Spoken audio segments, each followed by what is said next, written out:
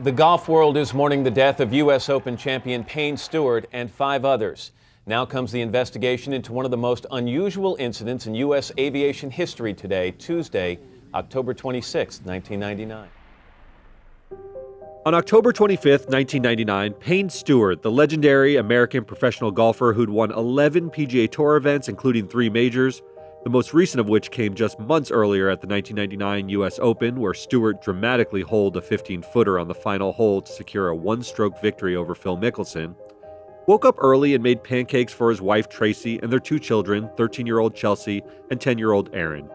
It was going to be a busy day, but Payne knew how important small traditions like this were for his family, keeping the kids grounded amidst the whirlwind life of a popular player in what was becoming one of the fastest-growing sports in America with the rise of Tiger Woods. Stewart was right in the middle of all of it, branding himself as one of golf's sartorial traditionalists with his distinctively colorful and patterned knickers called +4s, high socks, and his trademark Tam O'Shanter caps. But it wasn't a gimmick. Stewart backed it all up with one of the prettiest natural swings of the modern era and a ranking in the top 10 for nearly 250 straight weeks between 1985 and 1993, before cracking the list again in 1999 with his vintage performance at the Open. Before Tiger Woods and Phil Mickelson stormed onto the scene, and with Jack Nicklaus fading into the twilight of his illustrious career, Stewart was often the top-ranked American player, bringing in more than $12.6 million in tour earnings over his career. It was a typically busy day in the Stewart household. Tracy had an appointment with a chiropractor to look into some discomfort she'd been having on the tennis court, and she was scheduled to check in on a new home they were building in Islesworth near his home in Florida. After breakfast, she and the kids left for school around 7:30 a.m., and Stewart got ready for his flight to Houston for the PGA Tour Championship. He was planning to stop near Dallas to scout a site for a potential new course on his way to the tournament. Just after 8 a.m., Van Arden, one of Payne's agents and president of Leader Enterprises Sports Management, picked up Stewart, and both men headed to the airport where they met another agent and friend of Stewart, Robert Fraley. Bruce Borland, a last-minute addition to the flight, joined the team on the trip, as he was an architect in Jack Nicklaus's golf course design firm and eager to work with Stewart on the new project. The foursome, plus pilot Michael Kling and First Officer Stephanie Bellagarigue, boarded the Learjet N47BA with a cooler full of ice and soft drinks and took off from Orlando International at 9:19 a.m.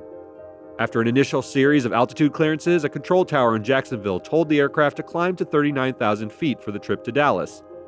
At around 9:26 a.m., the pilot acknowledged the instruction, telling the tower, quote, 390 Bravo Alpha. It would be the last known radio transmission from the aircraft. Over the next 10 minutes, the air traffic controller attempted to contact the cockpit at least 6 more times, each time with no answer. At 10:54 a.m., Colonel Olson, a test pilot for the U.S. Air Force in Western Florida, who happened to be flying an F-16 in the area, was directed by controllers to intercept Stewart's jet. From a distance of around 2,000 feet, Olson made 2 radio calls but did not receive a response, but did manage to make a visual inspection of the jet. He reported that the passenger windows were too dark to peer into, and said the entire right cockpit window and much of the windshield were opaque, as if condensation or ice had covered the inside, but said there was no apparent damage to the aircraft.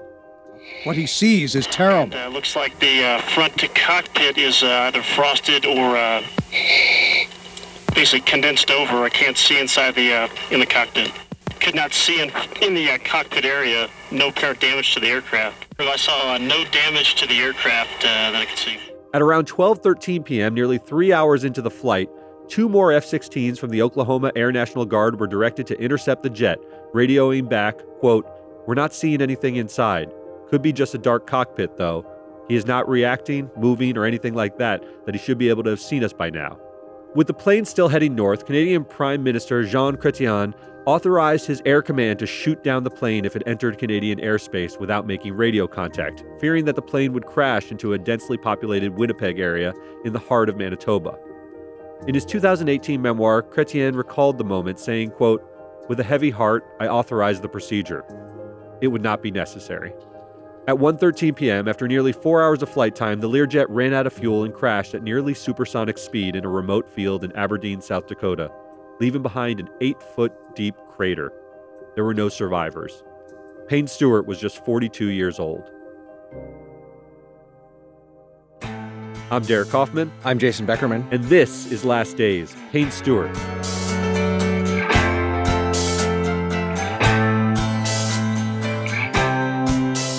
The shock of the tragedy was immediately felt by Payne Stewart's family and more broadly in the golfing community. Reflecting on it years later, Tracy recalled hearing news of the crash and immediately taking her children upstairs and huddling as a family, saying, quote, "My life became my kids, 24/7. With Payne gone, I just felt the need to be with them all the time." PGA Tour Commissioner Tim Fencham expressed a shared sense of shock and sadness over the sudden loss of one of the most popular faces in the game, saying, quote, "This is a tremendous loss for the entire golfing community in all sports. Payne was a great champion, a gentleman, and a devoted husband and father." Tiger Woods said, quote, "It is shocking. It's a tragedy. There is an enormous void and emptiness I feel right now. To have him gone, it's really difficult to refer to him right now in the past tense. That's the hardest thing for me right now when I talk about it. I just saw him the other day. It's hard to believe he's not going to be here." Payne's good friend, Stuart Appleby, organized a tribute to his friend, wearing one of Payne's own signature outfits for the final round of the tournament. The tournament was even delayed to allow competitors to attend his memorial service, which was attended by everyone in the golf world, like Tiger Woods, Phil Mickelson, Jack Nicklaus, Greg Norman, and Fred Couples. The most tragic part of Payne Stewart's death was the excruciating sense of dread from people learning about what happened on the flight before the final crash. Everyone knew the jet would eventually run out of fuel, enter into a downward spiral, and crash, hopefully in a remote area, but potentially in a populated one. There was no happy outcome for the passengers and crew on the flight, but jets carry a lot of fuel, and the sophisticated instruments, including autopilot and other fail-safe measures that keep the aircraft steady in the air, meant eventual outcome would not take seconds or even minutes, but hours to happen.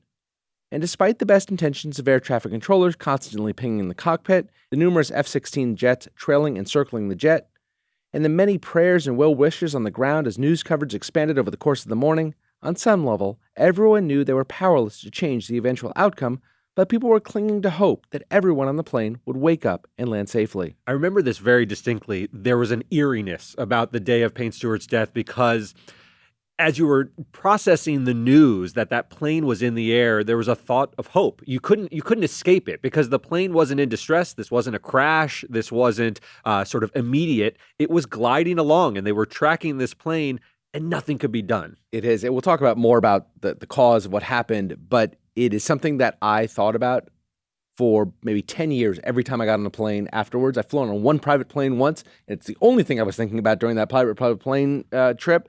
It is something that became real for everybody, whether you're a sports fan or not. You hear about this jet that was just a ghost jet carrying these people to the demise, unavoidable, nothing they could do. There's no sort of Steven Seagal moment where they're going to hook it up to another plane and lead it, which sort of lay people might have thought, well, why can't they do anything about it? There was simply nothing that could be done.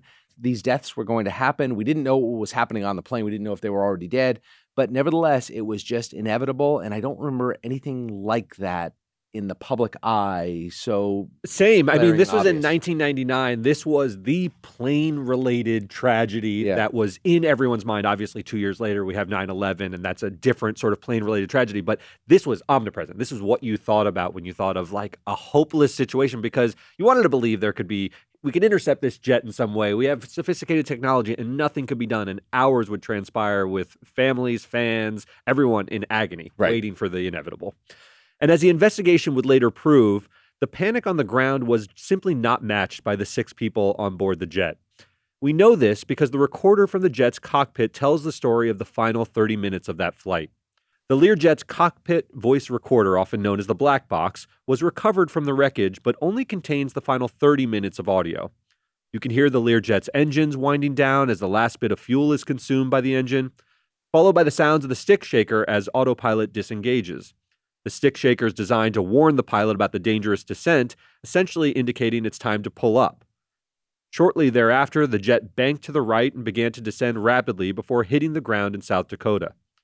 A controller observing the descent said, quote, "The target is descending and he is doing multiple rolls. Looks like he's out of control in a severe descent. Request an emergency descent to follow the target." Another pilot said, quote, "It's soon to impact the ground. He's in a descending spiral."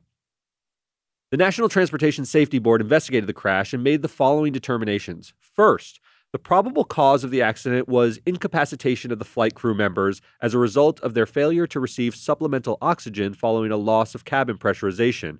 And this is important to remember. Payne Stewart and the 5 other people on that jet did not die in the plane crash.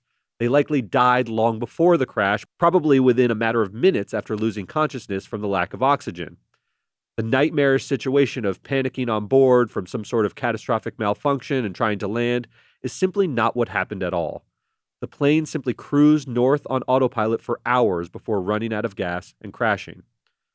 Second, the hypoxia, or lack of oxygen to the brain, likely impaired their ability to think and act decisively, potentially resulting in a loss of consciousness before they even had time or wherewithal to apply their own oxygen masks.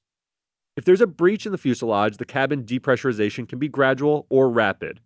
Research shows that a loss of cabin pressurization at 30,000 feet may cause oxygen saturation levels to drop to a level that significantly impairs cognitive functioning in as little as 8 seconds. Even a more gradual decompression can impair cognitive functioning in a milder way that eventually snowballs into a big problem. Third, it's unclear what led to the loss of cabin pressure or whether such loss was gradual or rapid. The NTSB report showed that the plane had several instances of maintenance work related to cabin pressure in the months before the crash, but it was unclear if these issues stemmed from a specific issue on the plane or just general maintenance and repairs.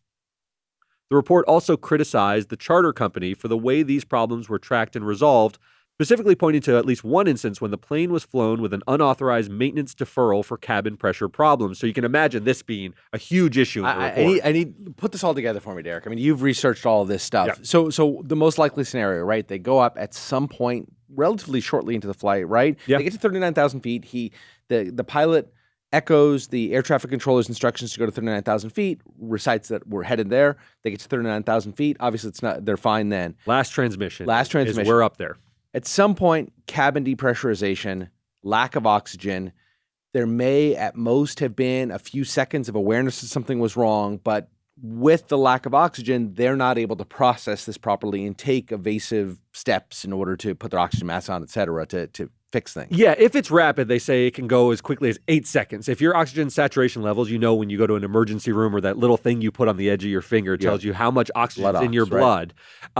If that drops down into the 80s very quickly, which it can do in 8 seconds if that cabin depressurizes, because you're in very thin air at 39,000 feet, your disorientation to unconsciousness is as quick as 8 seconds. So they may not have even known anything was amiss. You're just suddenly out. Right. If it were gradual, they would have experienced more disorientation. They would have been sort of feeling groggy, maybe potentially noticing that their, shortness of breath and things like that. They say that could have happened if it were gradual. They don't know. And it sounds like the plane was in pretty good working order. Do you know if a pilot becomes aware of depressurization, I would assume there's oxygen masks they can put on that will save them at that point. So it has to have happened pretty quickly, or the pilot would have taken the necessary steps. Right? Yeah, that's the idea, is that it probably happened quickly, because if those masks drop, you would ordinarily have time to put it on your face, right, get the supplemental oxygen. There was nothing in the report that the oxygen tanks were empty. That often happens in a flight where you put the masks on and you're not getting fresh oxygen. That wasn't the case here, according to the report. So it does seem like it was pretty swift, which is hard to square with a plane that's in good working order. You think of maybe a window blowing out for rapid depressurization. That doesn't seem to be the case either. A year after the accident, Tracy and Payne's two children, along with the family of Stewart's agent, Robert Fraley, who also died in the crash, sued jet manufacturer Learjet, the charter company, Sunjet Aviation, and the owner of the aircraft, JetShares One. The families claim that, 1, a cracked adapter resulted in an airflow valve detaching from the frame of the aircraft, leading to the fatal loss of cabin pressure, and 2, that the aircraft was severely out of maintenance due to Sunjet's alleged negligence. Sunjet became the target of an FBI investigation and eventually filed for bankruptcy in June 2000. The case against Learjet went forward in Orlando, but in June 2005, a jury found that the aircraft's manufacturer was not liable for the deaths of Stewart or Fraley, and that there was no defect in the design or manufacture of the aircraft. Tracy called the result very disappointing, but added that she felt it was her duty to bring the lawsuit. She said, quote, "I didn't do it for financial reasons, because I didn't need to. I was surprised by the verdict, but there were a lot of verdicts I don't agree with." Although he was probably never the greatest golfer of his era, Nick Faldo and Ernie Els won more majors, and Tiger Woods would far surpass his accomplishments, Payne Stewart's golf career left an indelible imprint on the game as a testament to perseverance and personal flair. After a notable college career at SMU in Dallas, Stewart actually failed to earn his PGA Tour card in the early 80s and played on the Asia golf circuit for a couple years, winning a few tournaments, including the Indonesian Open. From there, he would earn his PGA Tour card in 1982, but scuffled along for a number of years, winning a few tournaments but failing to crack the majors. Came close in 1985 at the British Open, finishing one stroke behind the champion, Sandy Lyle. He then tied for 8th at the Masters and was runner-up in 4 other tournaments in 1986, developing a reputation for being a golfer always in contention but never finishing the job at a major. But in 1989, Stewart finally broke the drought, winning the PGA Championship to secure his first major, and, in what would become something of a trademark for him, Payne did so in dramatic fashion. Trailing by 6 shots at the start of the final round, Stewart made up 5 strokes in the final 3 holes to win by a single stroke over Mike Reed. With an incredible 31 on the back 9, including birdies on the 4 of the last 5 holes in the final round, even the runner-up Reed had to tip his cap to the clutch performance, saying, quote, "As disappointed as I am, I'm happy for Payne." He followed it up with a win at the 1991 U.S. Open, surviving a dramatic 18-hole playoff with Scott Simpson to take home the trophy. Again, Stewart was behind by 2 shots going into the final 3 holes before taking the lead with a clutch 20-foot birdie putt on the 17th hole. It was another dramatic victory, but this time, it felt more expected as Stewart was cementing his place in the upper echelon of professional golfers. I have to confess, I'm not a huge golf fan, but I was a big Payne Stewart fan because he was extremely exciting. I've always found the sport a little bit boring. I was into team sports. Tiger Woods, obviously, his mastery and dominance was exciting in a certain way, but he would run away with tournaments. Payne Stewart, down to that final day in those ridiculous outfits, those throwback outfits, was exciting, and he made golf sort of interesting to an entirely new audience that Tiger Woods then blew the doors off. His proximity, as everybody's proximity to Tiger Woods, made Payne Stewart 1,000 times more famous. He is the, Payne Stewart maybe was the Travis Kelce. Yeah. A great golfer, but his association with the greatest golfer is what really launched him. And we'll talk about it in a minute, but his 99 performance at the U.S. Open just prior to his death, as Tiger had ascended in 97, I believe he won the Masters, right? So yes. Tiger is now one of the biggest athletes in the world, most famous athletes in the world. And Payne Stewart, who's a golfer that I watched golf growing up, I knew who Payne Stewart was. I was playing a lot of golf during this time, so I certainly was aware of him. A lot of people weren't. Yeah. But in 99, you'll talk about what happened. He became a household name because of the flair and because golf was at this point being watched by tens of millions of people thanks to Tiger Woods. He was a beneficiary of that rising tide from Tiger Woods. Still, the path was never easy for Stewart, who went through a majors drought for the rest of the decade that set up perhaps his most dramatic win of all at the 1999 U.S. Open at Pinehurst. The game was changing. The young guard led by Tiger Woods and Phil Mickelson were taking over golf, and Mickelson was charging through the final day with Woods and Vijay Singh also in contention for the trophy. The call on the final hole, a 15-footer for par to defeat Mickelson, still brings chills to golf fans, especially in light of the timing just months before the fatal crash. And that'll happen tomorrow. But he's been here before. He's won this championship. He can do it.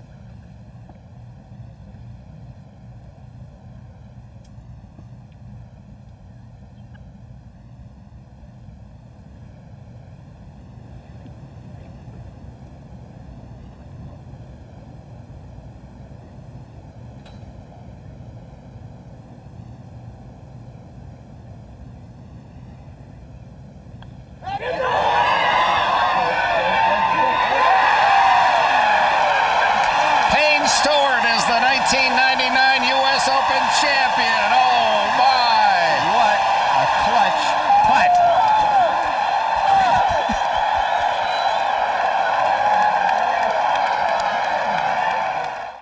At just 42 years old, it was clear Stewart had a lot of golf left in him. Even in his shortened 1999 season, he earned $2 million and finished 7th on the year's money list. I just want to put this in perspective. Phil Mickelson was the rival to Tiger Woods. They were the two young guns, the young Turks of golf. Everybody was rooting for Phil Mickelson. The whole world was rooting for Mickelson. He's a different character now in golf, for sure. Nobody roots for Mickelson now. Back then, he was young, and Payne Stewart went toe-to-toe with him and beat this kid who seemingly, there was only one person who could beat Mickelson, and that was Tiger Woods. But all of a sudden, Mickelson's like down to the wire, which became his story for years. Mickelson said he couldn't win, and it started here against Payne Stewart. It was one of the most dramatic sort of rounds of golf as a golf fan you'd ever want to watch. Yeah, a lot of iconic imagery, Payne pointing at the hole. It's a very, very big moment in golf. Given his fondness for golf traditions, just take a look at any of the photos of him playing in those +4s knickers and the Tam O'Shanter caps. It's no surprise that Stewart also played for 5 Ryder Cup teams and 3 World Cup teams during his career, bringing his patriotic passion and good-natured trash talk to spread international interest in the game. Given his early years on the Asia golf circuit, Payne was known for playing well internationally, winning the 1981 Indian Open, the 1981 Indonesian Open, and the 1991 Dutch Open. He was even a bit of a Renaissance man, playing harmonica in a blues rock group called Jake Trout and the Flounders, which released a parody of Randy Newman's I Love L.A. called I Love to Play that actually got some rotation on VH1. From the first tee to the last green, from the left side to the right side, everybody knows I'm happy, 'cause my golf magazine's got a coupon inside. Gonna try another swing today. I love to play. We love it. I love to play. We love it. Not exactly a Weird Al level parody song, but it's fun and gives some insight into the lighter side of Payne Stewart, who is a fierce competitor on the links, but also just a pretty fun guy to hang out with on tour. And in the years following Payne Stewart's death, his wife Tracy worked hard to keep his memory alive. From the commemoration of a segment of highway in his honor in several cities, to the designation of a memorial site in South Dakota engraved with the names of the victims from the flight, to the dedication of a golf club bearing his name in Missouri, and even working with the PGA to establish the Payne Stewart Award, given each year to a player who shows respect for the traditions of the game and commitment to the game's heritage of charitable support and professionalism. But it certainly hasn't been easy, especially returning to courses like Pinehurst, where her husband burnished his legacy with that U.S. Open win in 1999. Tracy has said, quote, "It's just very, very hard. It isn't that people don't make me feel welcome, they do. But I don't feel like I belong out there anymore. I'm not one of them, not part of the tour. People would never say it, but they have to be thinking it. Why is she here? On the morning of October 25th, I was part of the tour. That afternoon, I wasn't anymore." To this day, there's a sadness in her voice whenever she talks about how much she misses Payne. And so I thought it only fitting to give her the final word with a portion of her eulogy to her husband shortly after his death. We shared laughter, tears, victories and defeats. You will always be my soulmate and my best friend. I admired your compassion for people and the talent that you were gifted with. You used it well. You are a friend to so many, and I thank you for the joy you brought us. You are the light of my life and my tower of strength. You'll live in my heart forever.